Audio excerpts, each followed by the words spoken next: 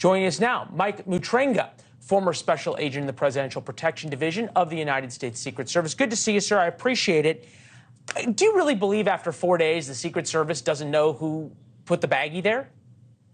No, I don't believe that at all. I'm very certain in the competencies and the capabilities of the men and women of the United States Secret Service. And absolutely, after 72 hours, 96 hours, I'm certain that they know by now who brought that in. All right, so who are they protecting by not telling us?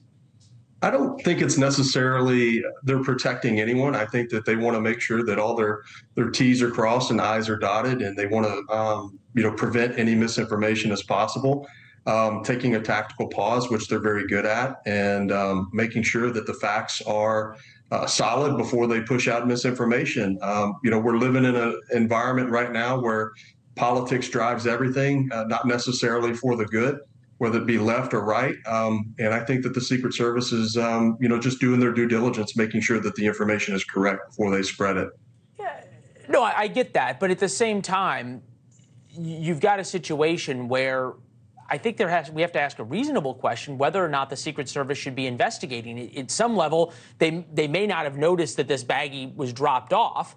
But the flip side of this is that there's a very real possibility, we don't want to name names, but that one of their protectees was the person who brought this in. How can they be the ones conducting an investigation and also be the ones who potentially are protecting or very involved with and know quite well the people who had access to bring it in? Right. I certainly see your point of, there could potentially being a conflict of interest. I definitely see that. But like I stated before, I think that the process it's a long or lengthy process, 72, 96 hours. There's no doubt in my mind they've figured out who has brought this in. With releasing that information, let's just, imply that maybe it was a protectee. The damage that would do to that administration or the Secret Service. But what I will tell you is that I worked with the Secret Service for a very long time, regardless if this was a protectee or a staff member or a person that was, going through I spent a lot of time with agents throughout my time at the White House and everything else, and traveling and campaigns and everything else. There's really nobody in the world better at their job. This is being viewed sort of as a major security breach. That it could have been anthrax in the baggie. Well, it wasn't anthrax, and I'm wondering if that isn't kind of a diversion from whether or not it is really a serious security breach or just sort of a serious issue that somebody brought cocaine into the White House, and it's not really a reflection on the Secret Service. I don't think it's a reflection on the Secret Service at all. And I think that knowing the Secret Service as well that I know the Secret Service, if they've identified who that individual was who brought an illicit substance into the West Wing, they absolutely will disclose that. There's no doubt in my mind that they will disclose that. We are working with men and women of the highest integrity.